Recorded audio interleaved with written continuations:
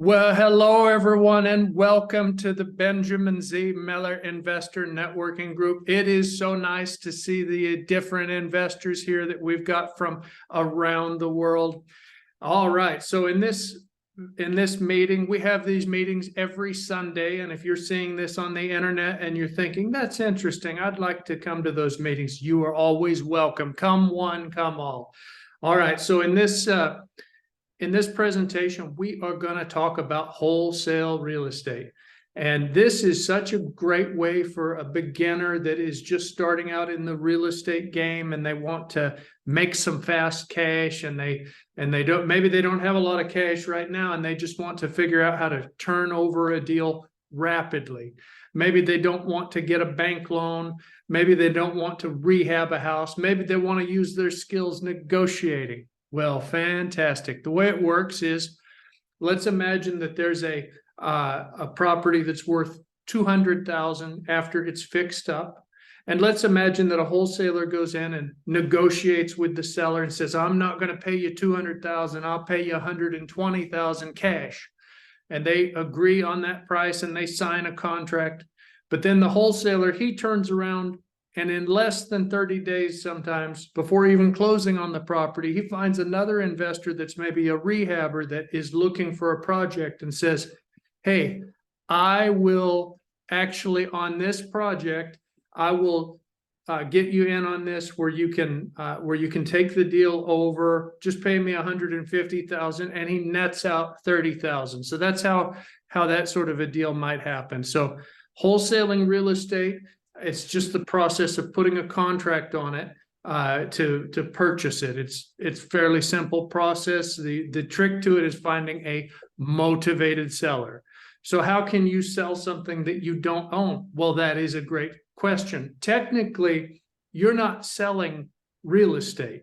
A lot of people, when they talk about wholesaling, they explain it as, oh, I'm a wholesaler, I sell real estate. But on the most technical level, what that wholesaler does is he sells a contract to purchase real estate. So that's what the wholesaler does. He's actually not selling real estate. He's selling a contract to purchase real estate. So he created value by getting a contract signed with a seller where he negotiated a really low ball cash price. He used his negotiating skills. And let me tell you, folks, it's a lot of fun doing this. And even though I don't wholesale anymore, years ago, I used to really enjoy doing it. It was a lot of fun years ago when I used to do it. So how can you assign a contract? Well, by most contract law in the majority of countries, by default, contracts are assignable, but you can make it explicit in your contract. You can make it explicit where it's assignable. But for example, if you add a phrase like and or assigns, you see here this phrase and or assigns in the United States, that you're making it crystal clear that the contract is assignable. So if your name is Joe Smith, as the buyer, you could write Joe Smith and or assigns. And then with that, you can actually get a seller to sign a contract. And then the only thing that you have to do is you have to make sure you got the deal at a good enough price. Another investor will want the deal. And if the answer to that is yes, then you can assign that contract where you can say, listen, go ahead and pay me on this and you can take over my position in the deal. So that's how that basically works. So you're going to find a motivated seller. The seller could be motivated due to inheritance. Maybe he inherited a property. Maybe his dad was a real estate investor and the son has zero interest in real estate. He's interested in nightclubs. He's interested in fun. He doesn't care about real estate. He wants to just get that cash as quickly as possible. And now that that opportunity presents itself, you can be the solution where you can get him the cash that he needs quickly.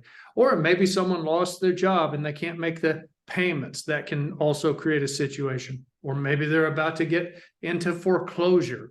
All sorts of things can happen, but you're going to offer to purchase the asset for less than 75% of market value. There's a fairly simple formula where you're supposed to take the market value, you're supposed to multiply it by 75%, and then subtract off the rehab costs, some holding things. But, you need to be getting it at a good, cheap price. Just get it at a really cheap price where even if you factor in the expense of fixing it up, you can still win. And you're going to put in your contract some special clauses that are called weasel clauses. And this is a great picture here. We've got a picture of a weasel. And a weasel is an animal that is legendary for their ability to maneuver. They're very hard to catch because they can duck under things. They're real hard to get a hold of. So that's why they're called weasel clauses. And, you know, you'll put in some weasel clauses so that if for some reason you can't put the deal together, you can just back out and say, I'm not going to buy it. So a good weasel clause would be subject to passing buyer's full inspection. That's a good weasel clause. Subject to suitable financing being obtained by the buyer. That's another good weasel clause. Subject to my business partner's approval. That's a weasel clause. I mean, there's an endless supply of weasel clauses that you can use to give you the right to back out. I've got a few examples here of some weasel clauses. Subject to selling another property, financing contingencies. There's plenty of weasel clauses. Now this, I'm not going to go through here, but you'll get a copy of it in email. And this basically talks about why off market. To make it simple, the reason for off market is you're not going to be able to make any money if you're chasing what all of the other investors chase. So be smart. Don't be trying to buy deals that everybody else is competing for. That's the basics of that. So the other advantage is you want to negotiate with the seller directly. It's going to be really hard to do a wholesale deal if you've got a real estate agent representing the seller. If there's a real estate agent or a real estate broker that represents the seller, just leave that deal alone. Go find a seller that's not represented by a real estate agent or a real estate broker. It's going to be much easier. You want to avoid on-market deals. So if you're looking on the internet and you see an on-market deal, instead of wasting your time calling up and talking to the real estate agent saying, hey, you know, how about if I offer half of the market value? Does that sound good? The answer to that is going to be no. And it's something where you're just wasting everyone's time trying to do that, because if it's advertised for sale, there's plenty of other buyers that are calling that are not trying to buy it at 50% of market value or 60%. So you have to generate your own deals. How can you do that? Well, there's many ways. I'll just give a few simple examples. These principles would work exactly the same if you were doing this with a business, although a business is more complicated to wholesale than a piece of real estate. But you're going to reach out. One example is you can just knock on doors. You can put signs out, bandit signs that say, work behind on payments, stop foreclosure. That's one of my favorites. Any house, any condition, cash offer. That's another one of my favorites. Don't waste your money fixing an old house, sell it for cash. That's a great sign. You put some signs out, or you have some young people put signs out if you don't want to put signs out yourself. But you're going to have to agree to, you know, if they get a ticket for putting a sign out, you know, that can be something that has to be factored into the cost of doing business. So you can also call people advertising houses for sale. So if you're looking in the newspaper or you're looking on the internet and you see something that is for sale, instead of calling on that property, you do a different version where you call up if you know it's the owner. Don't call a real estate agent. If you know you're seeing an ad that says for sale by owner, you call up that owner and you say, hey, I see you're advertising this property at 123 Main Street. I'm not interested. I don't want that property. And then when you tell them that, they'll say, oh, okay, why are you calling? And then you will say, well, I wanted to see if you might own any other real estate that you're thinking about selling. Because a lot of times if somebody owns one piece of real estate, it's not unlikely that they own more than one piece. So if they say, well, you know, I do have another property, but it's not on the market yet. I haven't yet put it on the market. That's what you want. And when you hear that, you say, I'm interested. I want that. I want to make you an offer on that.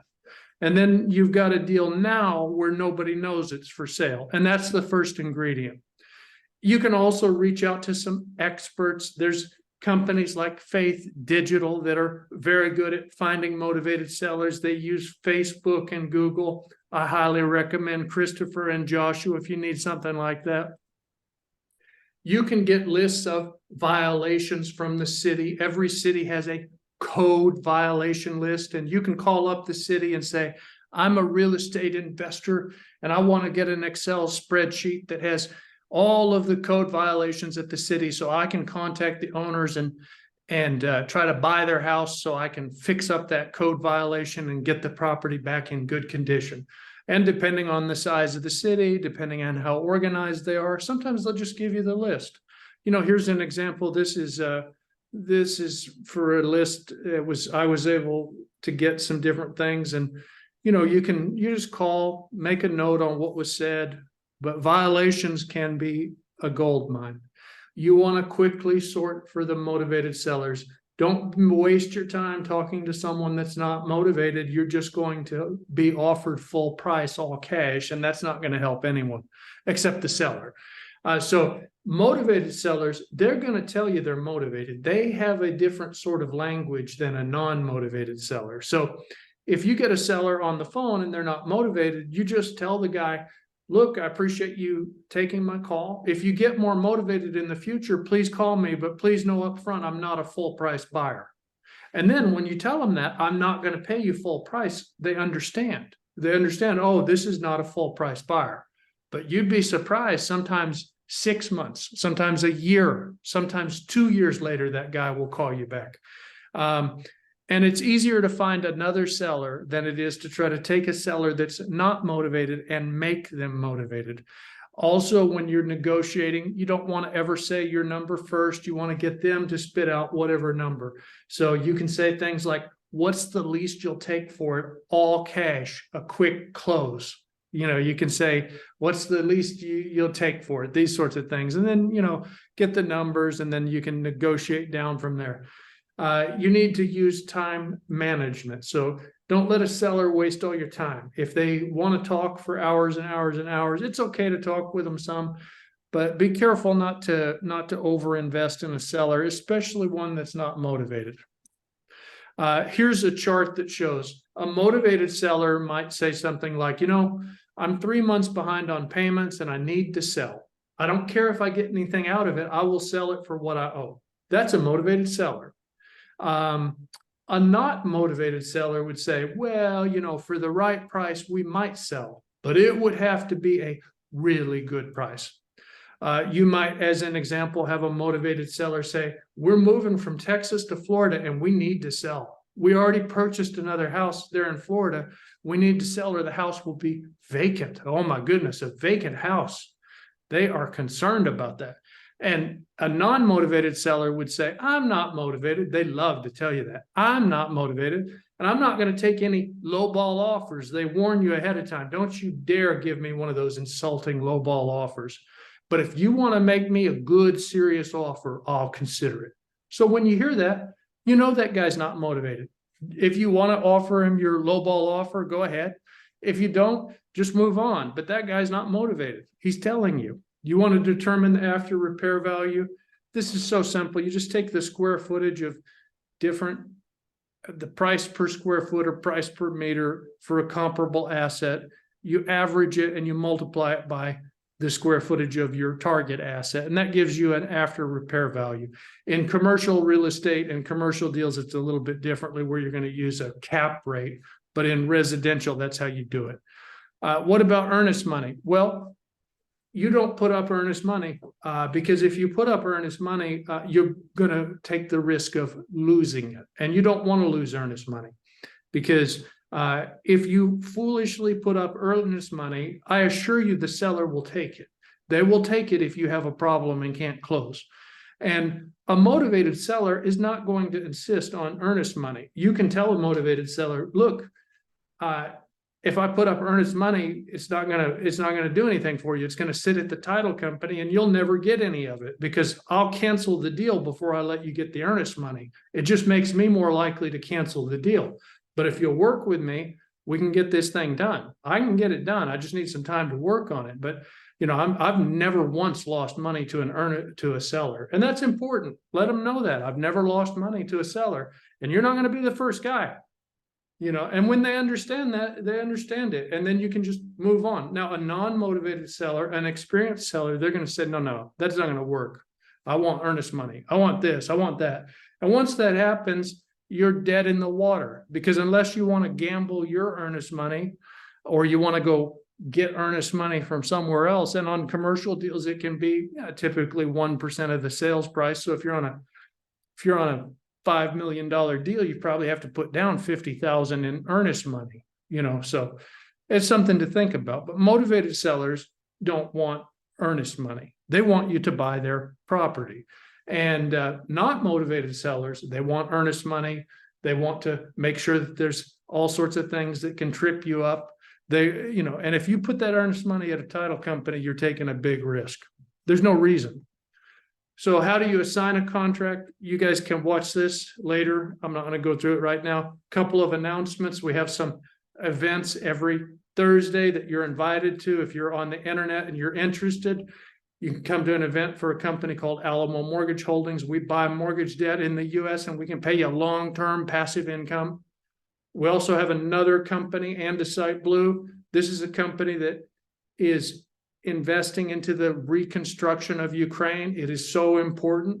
And we are going to be there helping with the reconstruction of Ukraine. And when you purchase our corporate income bonds, you can help with that. And we also invest into a number of industries like medical, technical, agriculture, all different areas. Great company. A few more announcements. Please, on the sign-in sheet, please make sure, I think actually everybody here, we've got you already on the sheet, so you don't need to do anything. If you have any friends or colleagues that you think would enjoy this sort of meeting, please feel free to invite them. When you get the email link, you can share it.